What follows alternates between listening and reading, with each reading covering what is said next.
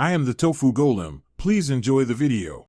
You start by confirming both ends are updated and physically ready. Once done, power off both devices, unplug HDMI for 10 seconds, then reconnect to force a fresh handshake.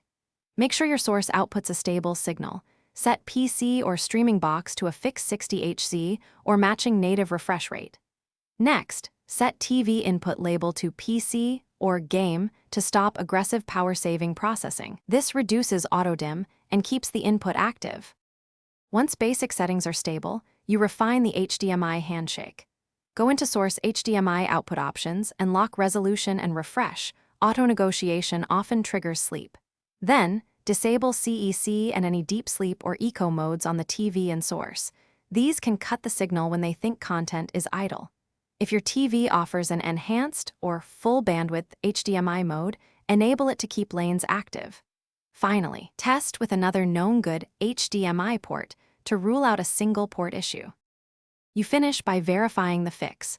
Reboot both devices and play continuous video for several minutes to confirm no re-entry into power save. If the problem persists, swap cables and ports and try a second source to isolate hardware. As a targeted fix, use an EDID emulator or HDMI keep-alive dongle to maintain a constant handshake. This forces the display to stay awake. If none of that works, factory reset the display as a last software step or contact support for a possible hardware service. Thanks for watching. Consider subscribing if we helped you today.